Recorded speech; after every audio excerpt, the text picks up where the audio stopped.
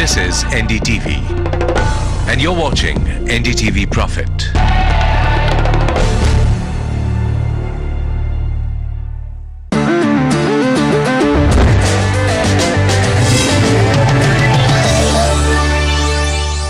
Extremely interesting and a very relevant topic, very relevant from the perspective of what's going on today in the general business environment. What are the challenges that the real estate is facing, and what challenges as a community we face, and that's really what's being defined within this session. A very strong panel that I have with me. I wanted to start with Mr. Gera, who's been sort of leading this community, to say is, over the years, how have you seen the image of this community change? And I would say is, maybe we take, say, the late 90s as an era, and then compare where we are today from the general perception of the customer, regulator, and the financial institutions. As far as the change that has taken place over the time frame, Manoj, that you referred to, it's a huge, huge change.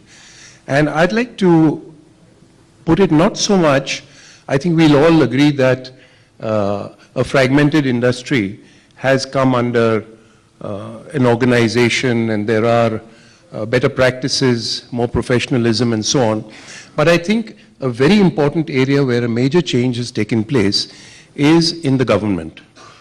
The realization by the government, and I'm talking about the government of India, on the fact that this industry impacts the GDP and all the forward and backward linkages that are connected, and what a major role it plays is something which has been a major change. There is a huge change in the mindset of a large number of developers. When I say large, I'm talking about the majority of those who are in it for the long term. It's a completely different approach to what it was when I got into the business in the early years to what it is today. Most of the family-run operations have seen a significant change. People have tried to, and in many cases unsuccessfully, become pan-India players and try and operate in multi-cities and so on. And often they've now started going back to the areas where they were strong and where they know. So all this change is taking place, and it's a very dynamic situation that is there. Not to say that all is well. There are many issues still out there that need to be addressed. Mr. Sridhar, what is it that Reserve Bank of India thinks about the sector, and what do you think needs to be done with this sector to improve the image within the financial community? Let me say two things. First, I think there is a RBI and NHB. NHB I can speak more, although I'm not there, but still I can speak more authoritatively. They make a nuanced distinction between real estate financing and mortgages. I think both RBI and NHB are very supportive of mortgages. Obviously not to the same extent as the real estate financing. Now, presumably you're talking about real estate financing. In real estate financing, I think the real causes of slight concern are, one, the sort of non-corporatized structure of real estate, which is changing, as my good friend Mr. Gera was mentioning. That is one. Second, the perception that there's a lot of unaccounted money in the system, second. And the third is the speculative, again the perception, and perhaps true, of a lot of speculative element in the real estate business. So I think the weight is something like what I remember about 20-25 years back in the Indian capital markets. The way Indian capital markets has metamorphosed into a old style broker consumer type of behavior to something which is, I would say, totally electronically driven, highly professional. Not to say that there are no glitches now, but considerably improved, one of the world's best in terms of the market infrastructure. It is something towards that I would wish that the real estate industry should move, and I think it's moving in that direction. There are so many professionals, there's so much of talent that has now come into the real estate industry since I've been interacting closely with them over the last 6 years. So I think we are on the way, and the market infrastructure is also being created. Despite RBI's so-called indifference, actually lending to real estate has prospered. And there's a lot of real estate lending. And it's not just directly to the property developers. Lot of banks have lent to NBFCs, very heavily to NBFCs. That exposure to NBFCs has increased. And I know that many of the NBFCs have actually lent to developers. So I think there's a fair amount of credit that has gone into the real estate industry from the banking system, not just from banks alone, but from the overall financial services industry. So those you come from an industry which is much more professional, much more transparent, much more recognized, has a lot more NPAs though than the real estate. How would you compare power to the real estate industry? And you made that brave move to enter this sector a few years ago. And what would you say that there would be some learnings that we need to have from a sector which is considered as an industry, and here we are, real estate, which, as Kumar said, is contributing towards the GDP of India, but still not being considered as an industry. I think power and real estate have something in common in that they are both subjects, unlike telecom, where it is concurrent between the state and the center. And then you have regulators. And I don't think the verdict is still out very clearly whether formation of regulators has helped the industry. I think some of the problems we have today where the selling price is 80% lower than the cost price, where the distribution companies have, I forget the figure is 90,000 crores of accumulated debt. The experience with regulation has not been very pleasant as yet. But if we are to take a lesson from there, I think when we talk about the new regulation bill, be very careful of what you do with the regulator and start not from the generating side, which the power industry did, but from the consumer side. And I think reforms in the distribution sector haven't happened. And that's where the power sector is suffering from. And then, so Firdaus, what's the learning in there? We say that there's 90,000 crores of debt accumulated on the power sector. But still, if you were to ask a common man today, where are you going to look at investing in sort of stock shares, equities, he'll still say power sector that I want to go. See, if again, with my experience, forget steel and look at power and telecom versus real estate. If it's my experience, what's the problem? Just increase supply. Those corporates that don't perform won't have customers. If they don't have customers, they're out of business. I think the government, the industry needs to push to enable laws that increase supply. Sameer, just coming to you, on the prop equity side, you've been sharing information, and one of the ways of bringing transparency into this sector is providing more and more information. Do you feel that over the years, India on the real estate side has moved up, considerably on the transparency index? I think it's improving. We were at ground zero till about 4 years back. Today, we are encountering developers who are happy to share information with us, who feel that if they share information with us, they will be able to analyze the market in a much better way. The biggest thing that the government is doing is that they've been at it for over 7-8 years to build a housing startup index.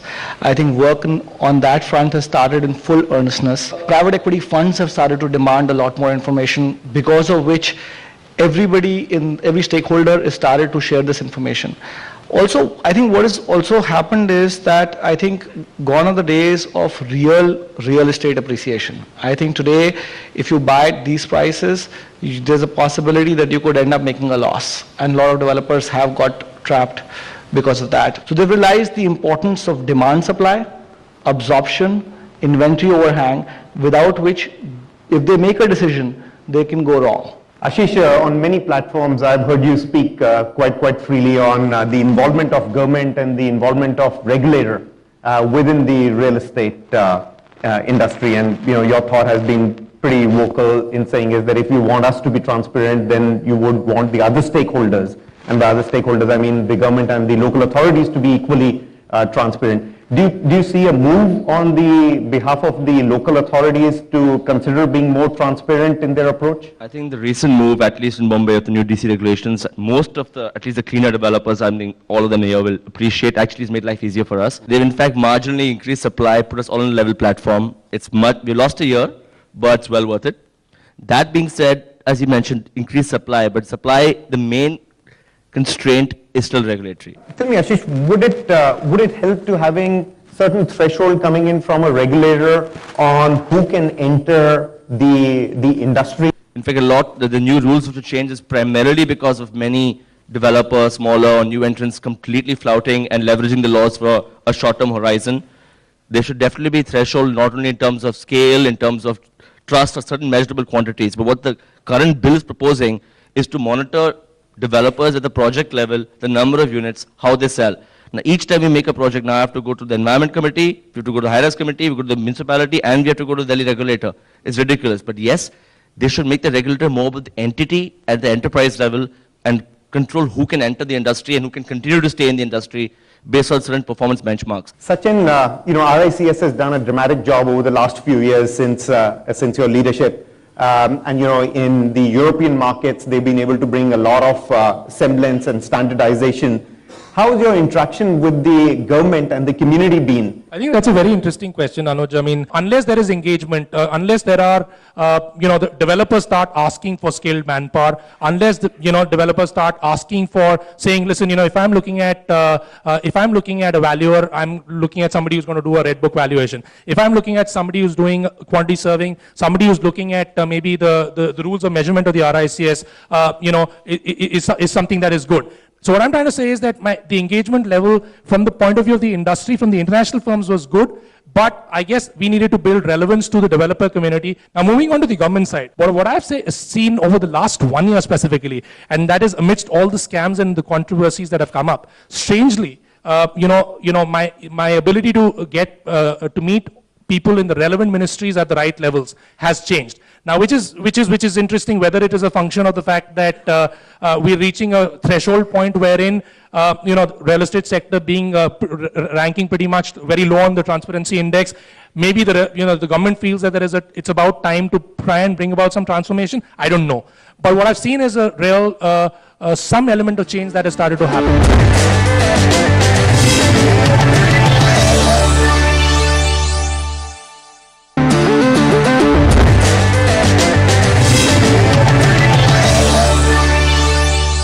Sanjay, two sort of interesting questions that I wanted to ask, and I came towards the end to you.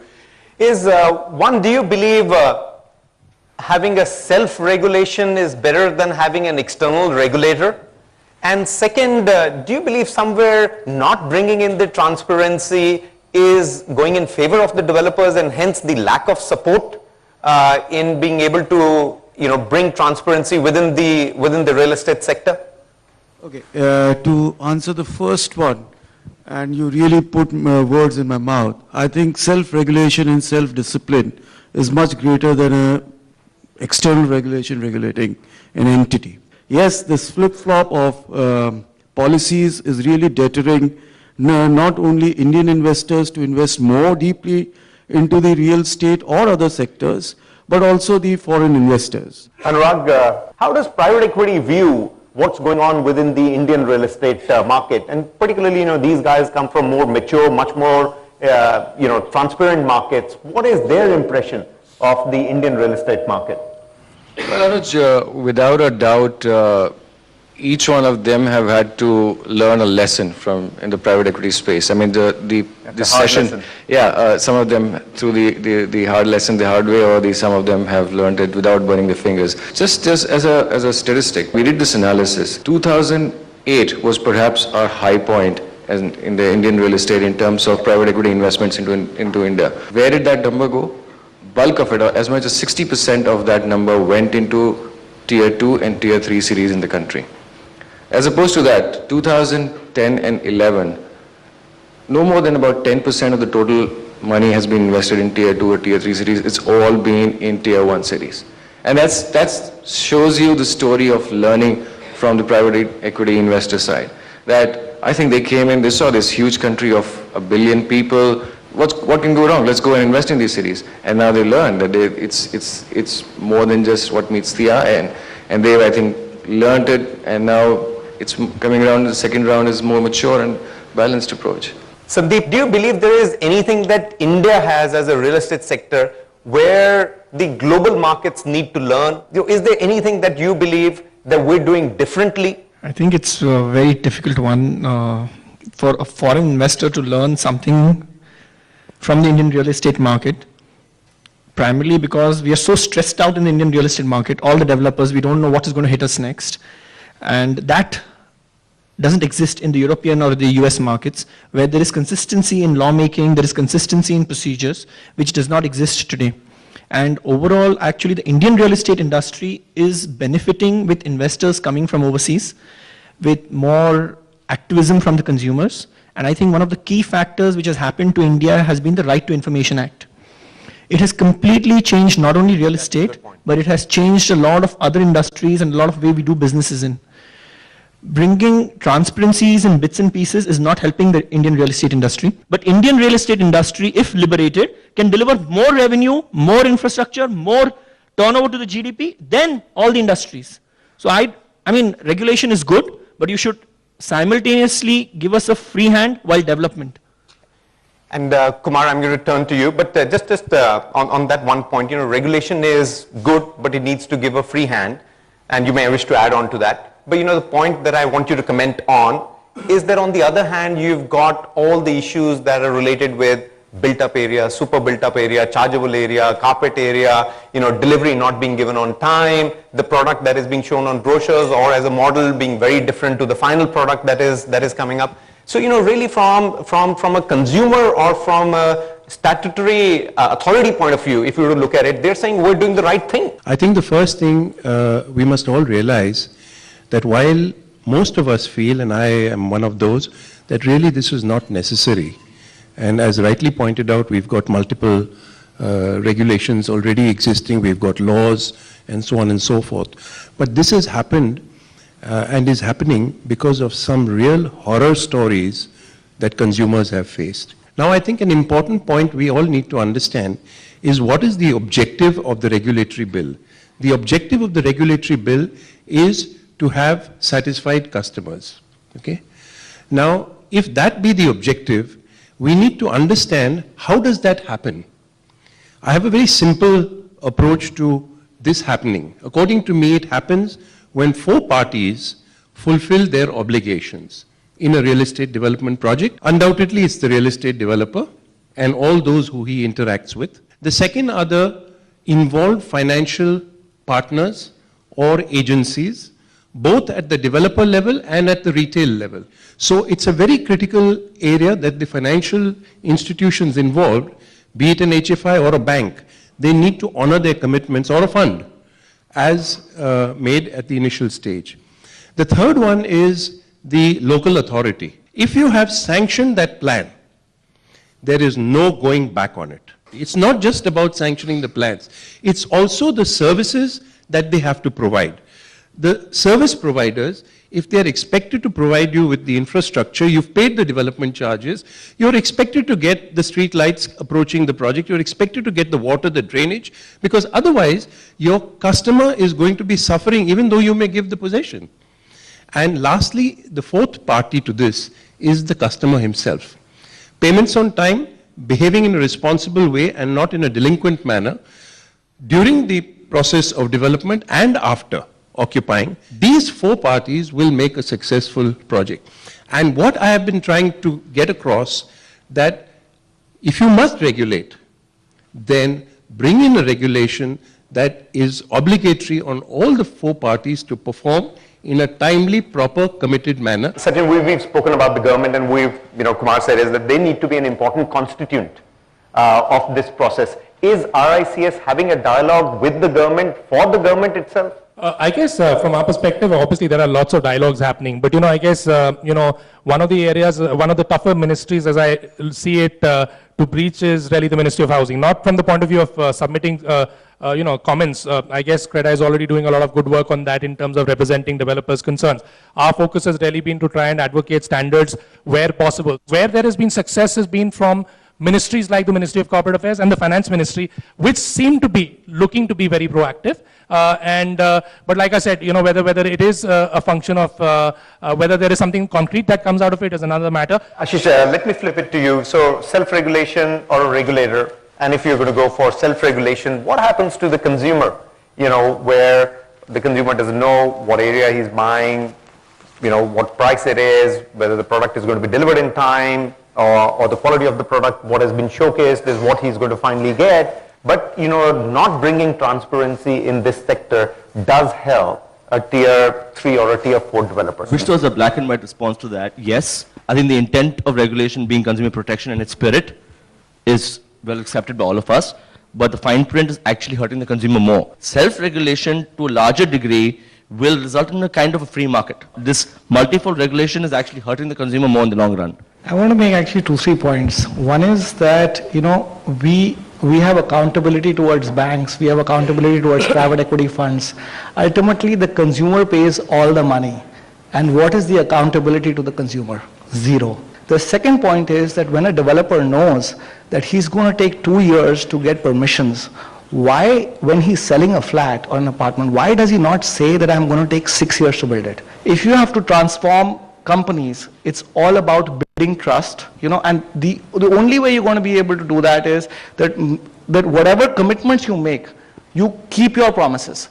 If you keep your promises, the consumer will be super happy, the government will be happy, and they'll fund you. But the maximum unfulfilled form promises that we have are from the real estate sector. Just closure comments on really 3 points, standards, regulation, transparency. Definitely for standards and transparency and best practices to be introduced, and for the development community to see this as a mechanism for their own betterment and really for easier access to credit. And I think thirdly, I guess it's something that is at least on my agenda. I think if you want to be professional, if you want to be transparent, I think we've got to start hiring good people. I think this problem of central versus state in housing is a serious problem. Correct. And that needs to be sorted out. Creating a greater professional awareness of the industry and its problems, and then getting this compact together and real estate, I think will bring about greater confidence in the industry, which will be, I think, overall will be helpful. So those? One, I think all stakeholders need to see this as a change management program. We want to change. Second point, let's make rules that we can enforce for certain. And thirdly, this is about transparency. For me, what is transparency? The truth, the whole truth, and nothing but the truth. The problem in this industry is, what is the truth? Kumar? I'll try and answer that. Okay. I think there is a need for regulation. However, I think the whole concept of regulation should be built considering that the number one complaint is delay in delivery of the commitments. However, there is a need to understand that does delay benefit a developer?